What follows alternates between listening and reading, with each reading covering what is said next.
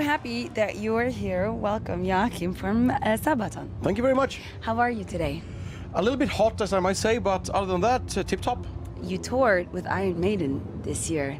How was that for you? That was fun, actually. We did a single show supporting them in 2011, and then this summer we did, I think, 6 or 7 so far, and we got one more left. It's in California. But,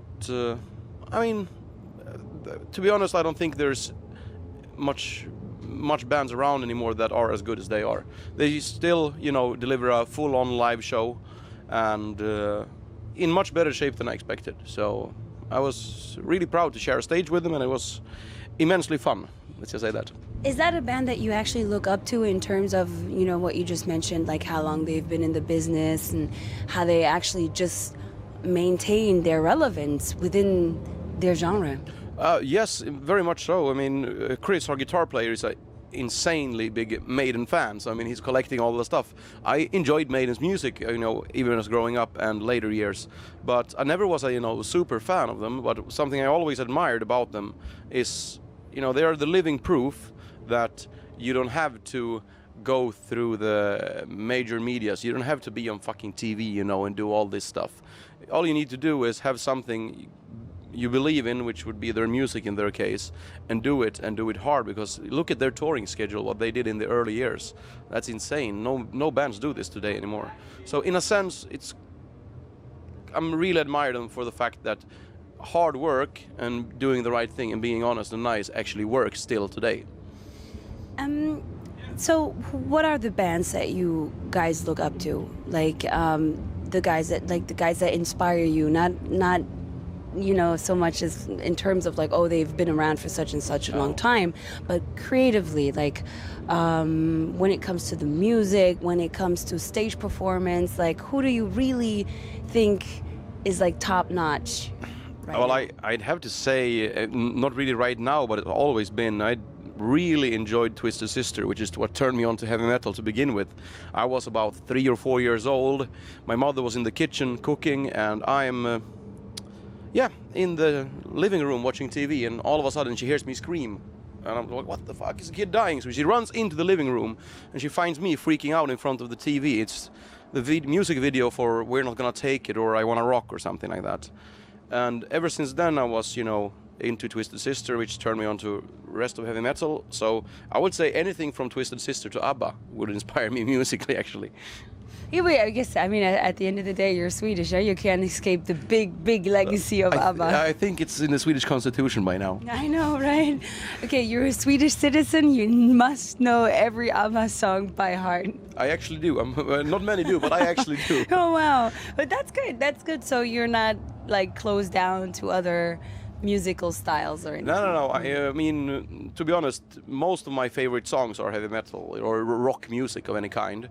I rarely find anything I like within hip-hop and R&B, but there are some. But I happily listen to classical music or rock, general rock or pop music as well.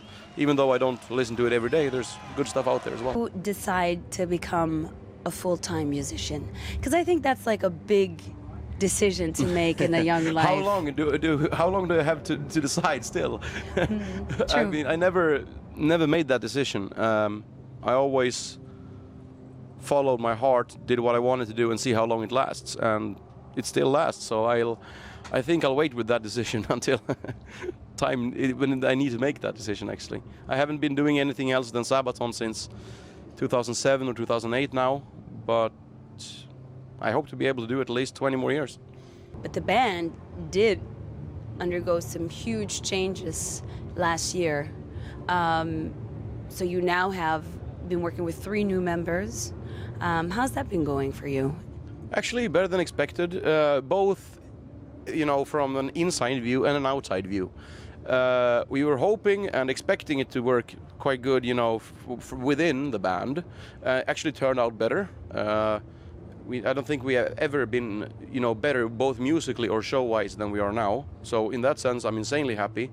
What I was more worried about, though, was the fans' reaction to it. Are people gonna stand there and give the new boys, the finger or something like that? But to be honest, I think we had some people being reserved last summer during the festivals.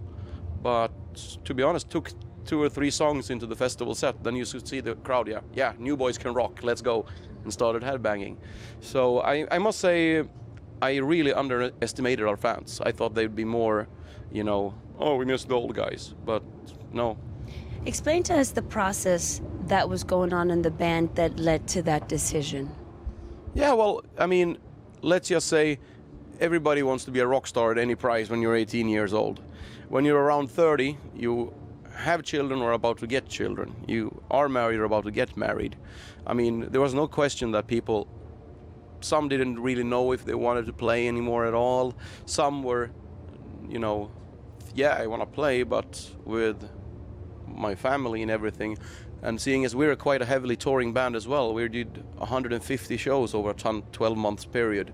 That means 250 days away from home, which leaves you with about 100 days left with kid and wife. In that sense, we decided it's better to go separate ways instead of starting hating each other, Was that a difficult decision? Is that when that's like a longer process, or do you actually, everybody feels it and then separately, and then you just sit down at one table and discuss things? We sat down for several times and discussed it, what people were feeling. I mean, at the point when it was happening, I was, a little bit devastated that, it's not going to be the same thing anymore or anything like that. But on the other hand, we couldn't really slow down, because for us it was the choice where slowing down would mean not being a musician anymore. So we decided that, let's go separate ways. And the other boys have a band now that they have on the side of regular jobs and the family, and they tour when they can and when they want to only, and actually I don't want to do anything else than play and make music. So So you don't even consider it making a sacrifice? Do you feel like you have to, because especially looking at your touring schedule, what you just mentioned, personal life, you have to cut down on it. Oh, yeah. Do you consider that a sacrifice, or is it something that's absolutely worth it because you're living your dream? It is, as you're saying, it is a sacrifice, but it's a sacrifice I'm definitely willing to make, if you know what I mean. And I don't think it's, anything strange about it. It's just that the fact that you're playing rock and roll, everybody thinks it's so mythical. But, I mean, to be honest, I do it because I love it. And, I mean, there might be other professions where you'd be traveling a lot as well. So I don't see it as anything strange at all. I'm just lucky that I get to do what I absolutely want most. Thank you for taking the time. Thanks, man.